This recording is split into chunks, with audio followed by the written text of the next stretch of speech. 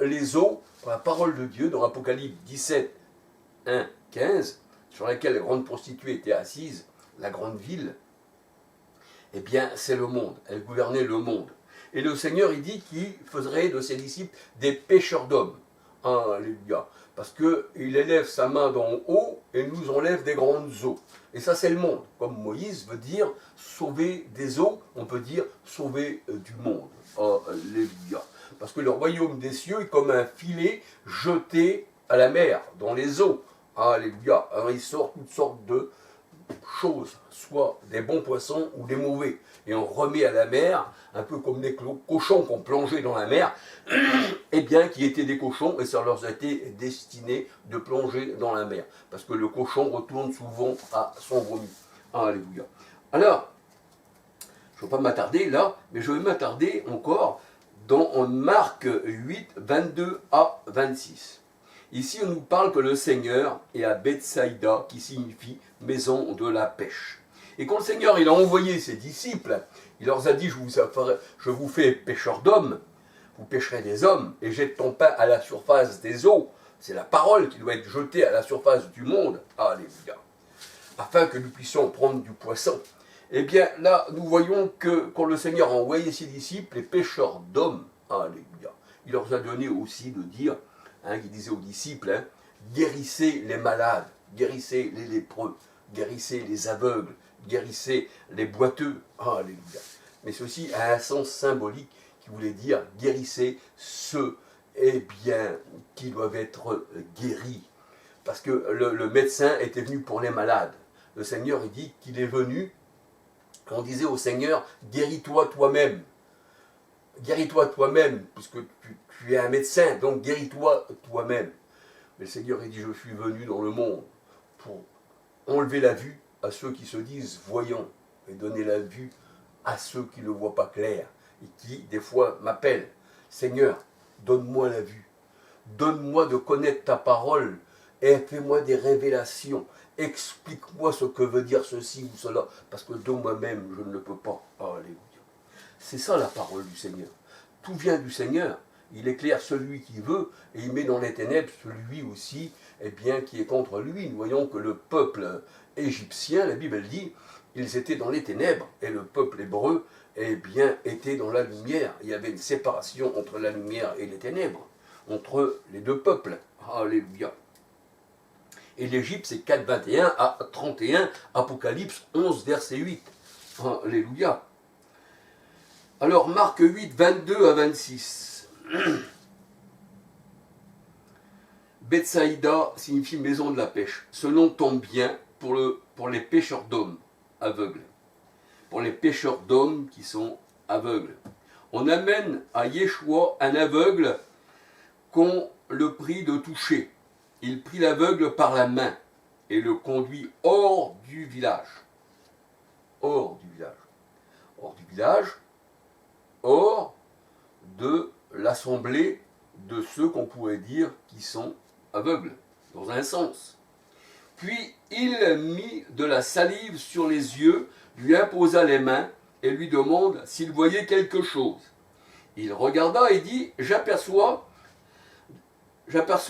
des hommes, mais j'en vois comme des arbres et qui marchent. Quand tu deviens voyant, tu ne vois plus la parole de Dieu comme tu la voyais tant que tu n'étais pas guéri de tes yeux charnels. Il fallait que tu aies des yeux spirituels. Quand le Seigneur, veut que tu retrouves la vue, c'est pour que tu vois les choses spirituelles. Et là, l'homme voyait maintenant les hommes comme des arbres. Alors, on peut regarder dans Matthieu 7, 15 à 20. Le Seigneur il dit des arbres bons qui portent du bon fruit, il y a aussi des mauvais arbres. Et on reconnaît l'arbre à son fruit. Mais ça, c'était les faux prophètes.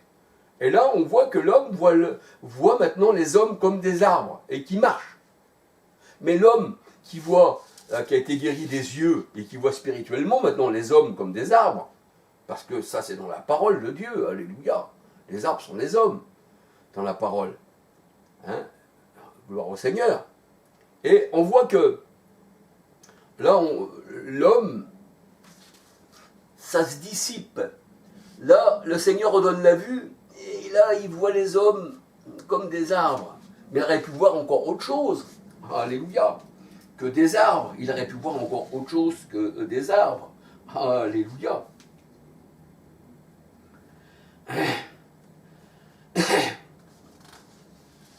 Alors on peut dire que cet aveugle par laquelle il était auparavant commence à voir les choses spirituelles. Il voit les hommes comme des arbres, qui peuvent être comme des faux prophètes. Matthieu 7, verset 15 à 20, ou comme des enfants de Dieu qui sont aussi des arbres, mais qui portent du bon fruit. Matthieu 12, 33.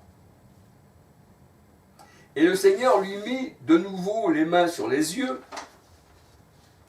et quand l'aveugle regarda fixement, il fut guéri, et il vit tout distinctement. Ça veut dire qu'il y a un progrès dans le spirituel. Parce qu'il y a des enfants aussi qui sont au lait, et il y en a aussi qui sont dans la nourriture solide. À un enfant, on lui donne du lait. Même Paul disait, vous êtes long à comprendre. Avec le temps, vous devrez être des maîtres, mais vous êtes encore au lait. Alléluia. Donc l'enfant, lui, eh bien, il faut qu'il grandisse. Là, nous voyons que l'aveugle dit nettement les choses. Alléluia. Il voyait tout distinctement. Alors Jésus le renvoya dans sa maison en lui disant « Ne rentre pas au village ». C'est donc en retrouvant la vue spirituelle que l'on peut suivre Jésus sur le chemin. Car après ceci, il suivait Jésus sur le chemin. Jean 14, 6, Jésus est le chemin, la vérité et la vie. Et je marche sur le chemin de la justice. Alléluia. Il est une lumière sur mon chemin. Marc 10, versets 46 à 53. Avoir des yeux de chair et non une vue spirituelle, tu ne peux voir comme un homme charnel. C'est ce que nous dit la parole de Dieu. Job 10, verset 4. Job 10, verset 4. 1 Samuel 16, verset 6, 7. Ésaïe 55, verset 7, 8, 9. Il est vrai que l'œil malade nous met dans les ténèbres. L'œil en bon état nous éclaire tout entier. Matthieu 6, 22, 23. Il faut donc que le médecin qui est Yeshua et qui est un maître, un guérisseur de la vue pour ses disciples, alléluia, eh bien, il examine nos yeux et nous guérit, car il prend soin de ses enfants. Alléluia.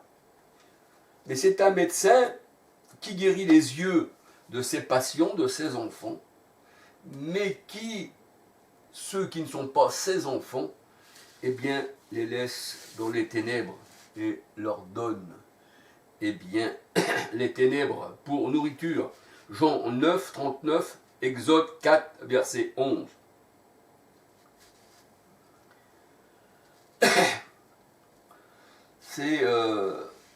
Ces enfants de ténèbres n'ont pas reçu la lumière. Jean 1, verset 1 à 13. Alors l'homme guéri des yeux voyait les hommes comme des arbres qui marchaient. Il aurait bien pu voir aussi les verts pâturages. Il aurait pu voir aussi les verts pâturages dans le psaume 23, verset 2. Tu m'emmènes vers de verts pâturages. Tu m'emmènes près des eaux paisibles. Tu m'emmènes près des verts pâturages. C'est ce que disait David dans le psaume 23, verset 2.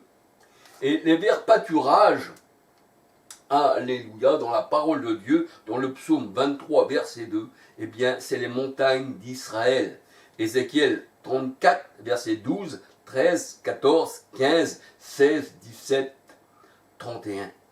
Ézéchiel 34, verset 12, 13, 14, 15, 16, 17, 31. Donc, il aurait pu voir ceci aussi, l'homme guéri. Alléluia. Il aurait pu voir toutes ces choses-là. Alléluia. Il a vu les hommes comme des arbres, mais il aurait pu voir tout ce qui se tient dans la parole de Dieu. Alléluia. Parce fait, c'est le Seigneur qui nous donne. Si on se fie sur nous-mêmes, alors, oui, ça ne va pas. Mais si on se fie dans le Seigneur, des fois on veut parler un peu trop vite, et puis des fois il y a des choses qui fait que, non, on n'a pas laissé le temps au Saint-Esprit, alléluia. On a plutôt passé notre temps dans notre raisonnement, et des fois ce ne sont pas des choses de Dieu, alléluia. C'est le Saint-Esprit qui doit, et c'est par le Saint-Esprit que des hommes ont parlé de la part de Dieu. Alléluia. Alors, l'homme guéri aurait pu également voir ce que les apôtres ont vu, car les yeux des apôtres et les oreilles des apôtres ont été guéris pour comprendre les mystères du royaume des cieux. Et cela, le monde, non, ça ne leur a pas été donné. Il n'y a qu'aux apôtres. Alléluia. Et le monde, ça n'y a pas été donné, car le Seigneur ne voulait pas éclairer le monde. Cela leur a été empêché de voir par le Seigneur lui-même. Matthieu 13, verset 3 à 10, 11, 12, 13, 14, 15, 16, 17, 18, 19, 23. Jean 12, verset 37 à 41, Jean 9, 39, Deutéronome 29, verset 4, c'est le Seigneur, qui rend aveugle, mais qui rend aussi voyant. Alléluia. Ésaïe 6, verset 9, 10, 11, 12, 13, Acte 28, verset 25, 26, 27, 28, 29. Et je peux dire que les prophètes des religions d'aujourd'hui, ces faux prophètes, ressemblent encore aux Juifs selon la chair. 1 Corinthiens 10, 18. Ils sont aveugles. Le Seigneur les a livrés à l'obscurité des ténèbres. Alléluia. Et pour eux, le livre est cacheté. Pour les faux prophètes qui lisent non spirituellement la parole de Dieu, mais littéralement. Ils ont un esprit d'assoupissement. Romains 11, versets 7, 8, 9, 10. Romains 11, versets 7, 8, 9, 10. Ésaïe 29, versets 9 à 14. Égarés par le Seigneur, pour qu'ils croient au mensonge. 2 Thessaloniciens 2, versets 10, 11, 12. Jacques 4, 12. Job 12, versets 16 à 25. Alléluia. Alors, ils ont un voile sur les yeux, et ce voile ne s'enlève qu'en Christ.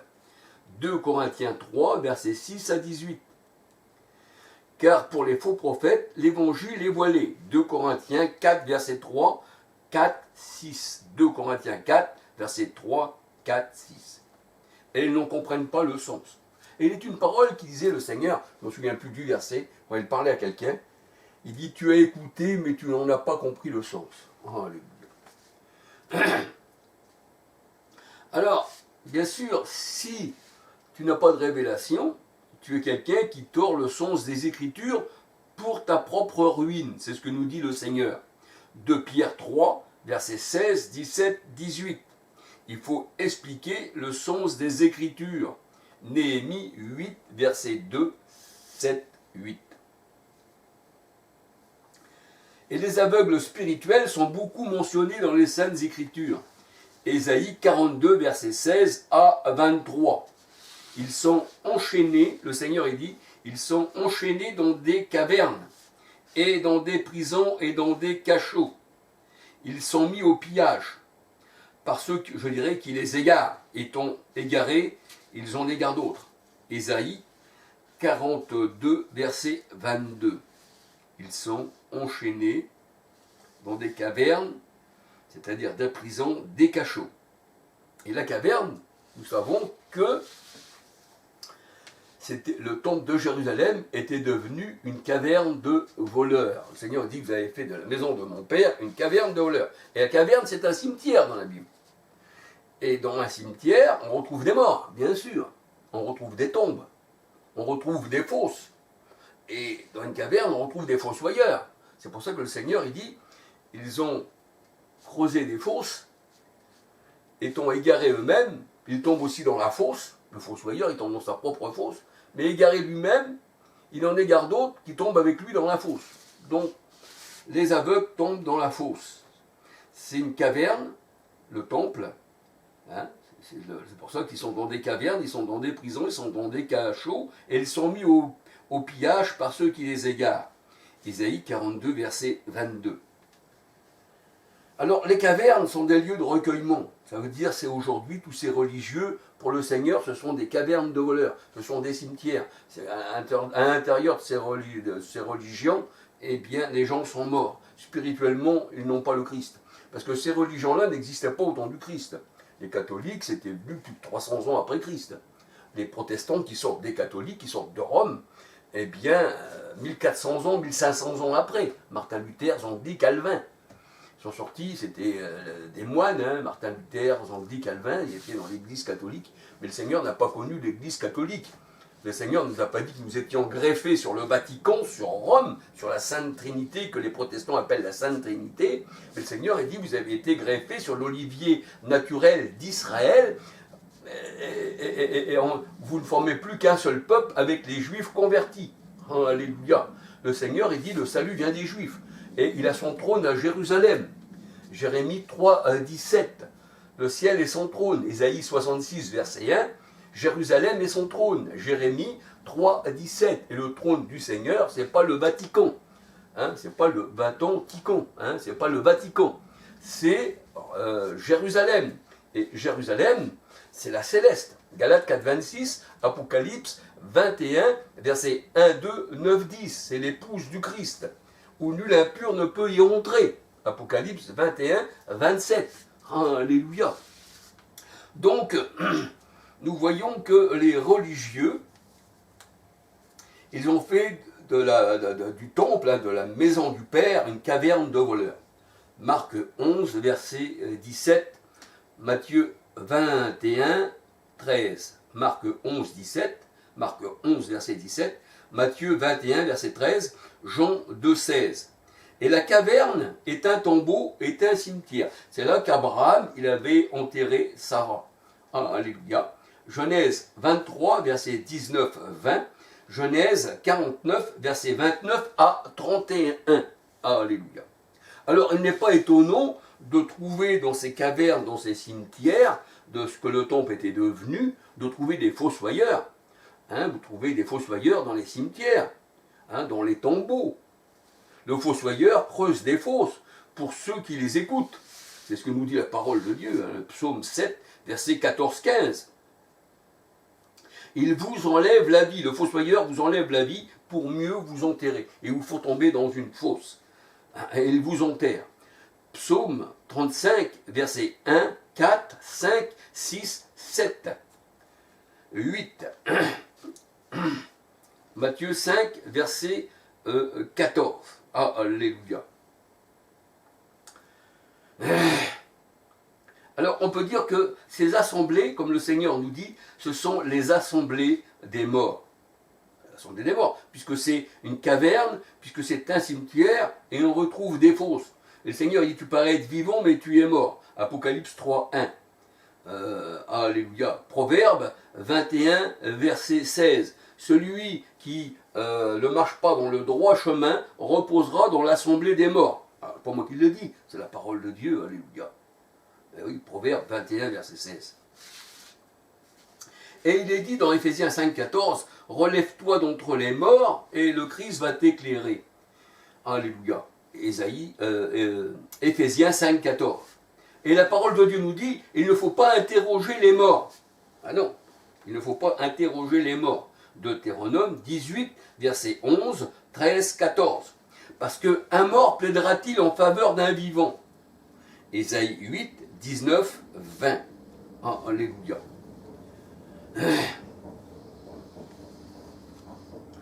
Alors on peut dire qu'un jour de sabbat, le Seigneur guérit un homme à la main sèche. Un homme à la main sèche qui veut dire aussi paralysé. Et nous voyons aussi que Moïse, hein, eh bien, le Seigneur a dit présente ta main Moïse, mets-la en ton sein. Hein, elle était lépreuse, remets-la, eh bien, elle était guérie. Alléluia. La main représente la main du serviteur qui doit ne pas être souillée. C'est une main innocente, c'est une main qui est pure. Hein, heureux ceux qui ont les mains pures, qui dit le Seigneur. Parce que ceux-là, ils me servent. Alléluia. Et on voit que là, le Seigneur a guéri un homme à la main paralysée ou à la main sèche, hein, on peut dire aussi lépreuse, hein, selon le traducteur. Hein. Alléluia. Et nous voyons que Moïse, dans Exode 4, 6, 7, eh bien, qu'il avait la lèpre de la main, il l'a remis dans son sein, et en fait, eh bien, cette main-là, elle devait servir le Seigneur. Alors on peut lire aussi le psaume 74, verset 11. Alléluia. Alors on peut dire que le Seigneur Jésus-Christ, le jour du repos, le jour du sabbat, pour le Seigneur n'avait pas de repos, même le jour du repos, il était là, travaillant, enlevant les brebis, l'âne et le bœuf qui étaient tombés dans la fosse des pharisiens, qui, cette fosse, eh bien, les fossoyeurs avaient fait tomber les brebis. Et la parole de Dieu nous dit que nous sommes des brebis. Alléluia. Je crois que c'est écrit dans Ézéchiel 34, Ézéchiel 34, verset 31. Vous, les hommes, vous êtes mes brebis, dit l'Éternel. Et nous savons aussi que les bœufs, 1 Corinthiens 9, 9, eh bien, ce sont aussi les apôtres, ce sont les enfants de Dieu, comme les ânes. Alléluia. Alors c'est pour ça que quand tu tombes dans la fosse, quand on te met dans la fosse, eh bien, ça veut dire que tu es mort. Mais le Seigneur, il dit qu'il fait sortir ses enfants de la fosse. Alléluia. Matthieu 12, versets 9 à 13, Luc 14, versets 1 à 5. Et la parole de Dieu nous dit que la fosse est une prostituée. Elle symbolise Israël selon la chair, mais elle symbolise aussi, on va dire, Rome. Mais pour que Rome soit une prostituée, il faudrait premièrement qu'elle appartienne au Seigneur et qu'elle aurait fait l'adultère. Donc le Seigneur ne considérera pas Rome comme une prostituée, elle n'a jamais été au Seigneur, elle n'a jamais été l'épouse du Christ. Alléluia. Donc la véritable prostituée, c'était Israël. Mais ce n'est pas pour ça que le Seigneur n'est pas contre les religions, contre les religieux de ce monde.